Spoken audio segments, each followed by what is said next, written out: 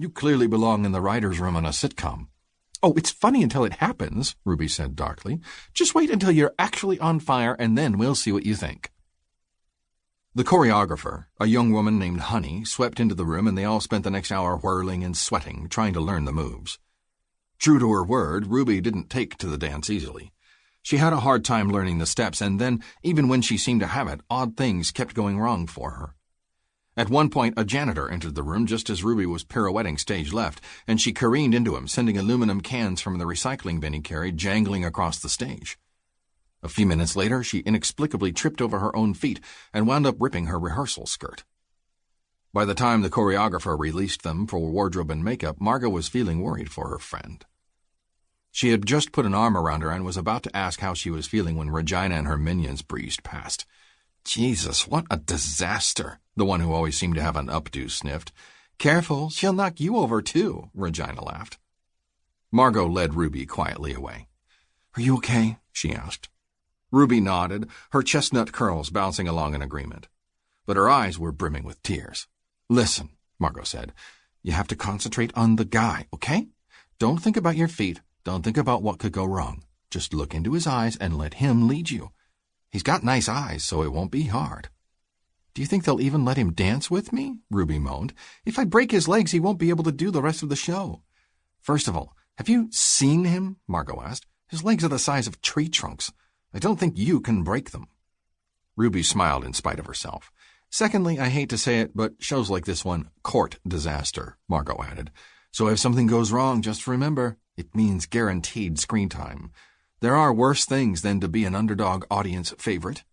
"Ruby Bruno," the choreographer called out. "Out of the frying pan," Ruby muttered. "You've got this," Margot told her. "At least I'm getting it over with," Ruby said bravely. Margot watched her friend march away and said a silent prayer that she wouldn't knock anything over on her way. Kent stepped into the room, looking resplendent in a tux with a snowy white shirt. Margot's heart skipped a beat. She forced herself to look away and head into wardrobe. "It's just a TV show. It's not real." Half an hour later, she was in full wardrobe and makeup. Say what you would about reality television, they certainly had the resources for speedy and elaborate preparations. Margot felt she'd made out well. She really liked her emerald green lace gown, and the people in makeup hadn't gone too crazy on her. But the best luck of all was that she hadn't had to interact with anyone who had ever made her up before. She stepped back onto the dance floor, which was now strung with fairy lights.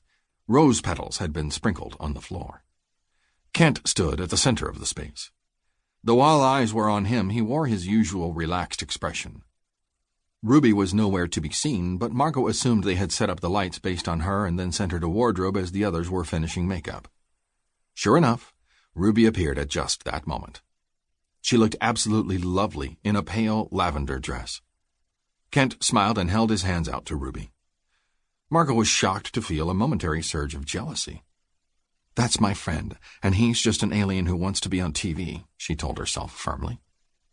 The music started, and at first Ruby held things together admirably. She looked lovely, spinning, curls bouncing, eyes sparkling. Then she slipped on a turn and her face went blank. Kent caught her and quickly dipped her to cover the mistake. Ruby giggled, and Olivia gave the cameraman a thumbs up. Margot smiled and watched her friend carry out the rest of the dance without a hiccup. "Margot Chase," the choreographer called when the dance was finished. Margot took a deep breath and moved to the center of the dance floor. Ruby grinned at Margot as she passed. "You were great," Margot told her. "Thanks," she whispered back, looking delighted. Margot continued past her to join Kent under the spotlights. "Margot," he breathed, "you're so beautiful." "Thank you," she said curtly, though her traitorous heart was racing. "Miss Chase, we're going to have a lot of tight shots for this scene," one of the assistant directors told her. "Please keep your face angled up at Kent as much as possible, and try not to worry too much about getting the steps just right." Crap. Tight shots were not good news for a semi-famous actress trying to go incognito. "Go ahead and mark your steps once, just to give us an idea," the director went on. Kent held out his arms. Margot stepped into them, trying not to shiver at the rightness of his body encircling hers. The music began and they started the dance. It was amazing how a simple piece of choreography practiced alone blossomed into something so much more interesting with a partner. Margot felt as if she were dancing on air.